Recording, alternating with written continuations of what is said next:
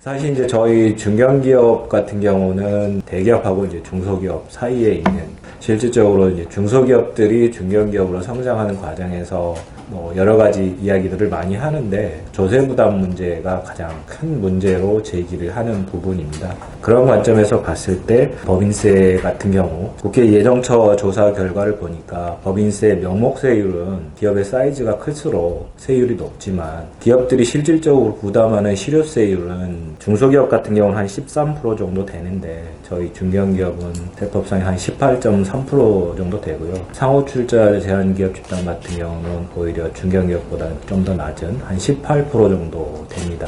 아마도 이제 뭐 여러 가지 투자나 세제 지원이 대기업들이 이제 혜택을 많이 받을 수 있어서 그런 부분이 좀 역전 현상이 나타나는 것 같은데요. 저희 중견기업이 큰 틀에 있어서 법인세 같은 경우는 기업들이 투자나 R&D를 하기 위해서 세금을 인하를 한다면, 장기적으로 봤을 때 기업들이 투자하고 국제시장에서 경쟁력을 받게 되면 매출이 늘어나서 고용도 늘어나고 그런 선순환 구조를 갖출 수 있다는 측면에서 저도 이 부분에 대해서 공감을 하고요. 다만 이제 법인세율을 인하를 하게 되면 우리나라가 저특법상에 수많은 각종 비과세 감면 제도들이 있어서 이런 부분에 대해서 조금은 정비가 필요하지 않을까, 그런 생각이 들기는 합니다.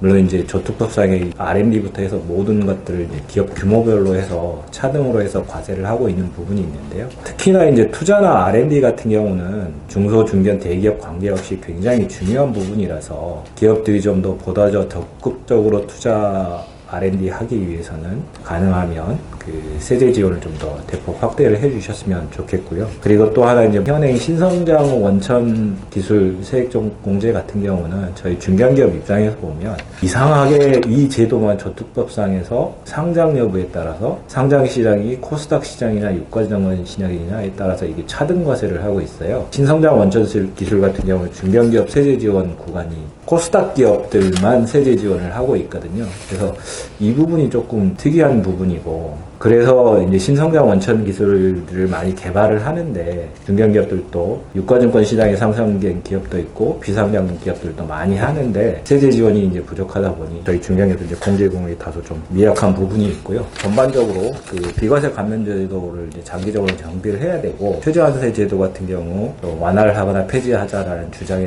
공감을 하는데요. 특히 이제 그게 폐지하는 게 어렵다 그러면 R&D나 시설 투자 부분은 중소기업들 같은 경우는 R&D에 대해서는 최저한세 적용을 제외를 하고 있거든요. 중견기업들, 대기업들 다 중요한 부분이니까 이 부분을 좀 더 확대를 해주셨으면 하는 그런 바람이 있습니다. 그리고 이제 두 번째로는 상속세제에 대해서 말씀을 주셨는데요. 저는 이제 간단하게 몇 가지 좀 지역적인 문제 말씀드리겠습니다. 기업 승계 문제는 저희 중견기업들 입장에서 굉장히 중요한 이슈입니다. 대부분의 현재 중견기업 오너분들이 1세대에서 2세대 넘어가는 기업들이 많고요.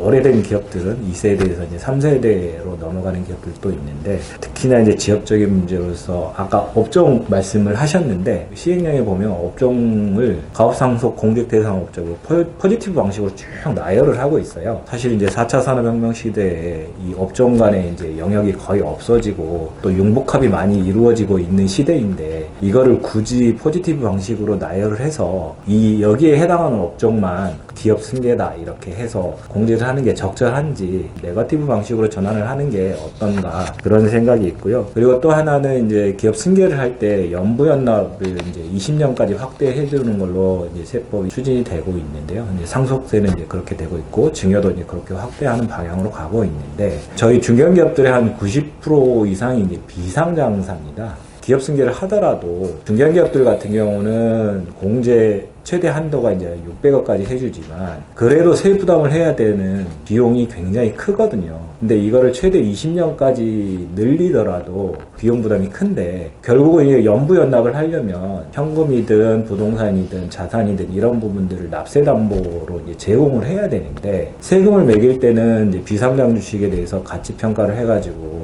세금을 매기지만, 세금을 낼 때는 비상장 주식을 물납하겠다는 게 아니고 납세담보로 잡아달라고 하는데, 국세징수법 시행령에서는 이건 비상장 주식은 납세담보로 허용이 안 되고 있어요. 결국은 연부연납을 하더라도 자금을 마련해야 되니까 지금 가지고 있는 비상장 주식을 할값에 매각해서 지분율이 떨어지는 문제들도 발생하고 있는데, 사실상 이제 기업들이 연보연납을 좀 활용하기가 좀 어려운 부분이 있습니다. 그래서 비상장 주식도 좀 납세담보로 잡아주면 기업들이 계속해서 세금을 낼 수 있지 않을까. 만약에 뭐 승계받은 기업이 불성실 납세 법인이라 그러면 그런 것들을 제외하고 성실하게 납세하는 기업들은 그 부분이라도 좀 허용을 해주면 기업들이 연보연납제도를 좀 활용할 수 있지 않을까, 그런 생각을 해봤고요. 그리고 또 하나는 기업들이 이제 뭐 2세대, 3세대 이렇게 넘어가게 되면 상장사 같은 경우도 지분율이 줄어들지 않습니까? 그렇게 하다 보면 주주가 이제 경영권을 행사를 하고 있음에도 불구하고, 물론 이제 현재 상장 기업들은 지분율이 20% 이상이고 비상장사는 40%까지 완화가 된 부분이 있는데, 그 밑에 이제 20% 미만인 기업들도 최대 주주가 경영권을 행사를 하고 있는 기업들도 있는데, 그 기업들은 경영권을 행사를 해도 가업승계 제도를 이용할 수 없는 부분이 있어서 그 부분도 좀 더 전향적으로 좀 검토를 해주셨으면 그런 하는 바람이 있습니다. 네, 이상으로 제 토론을 마치도록 하겠습니다.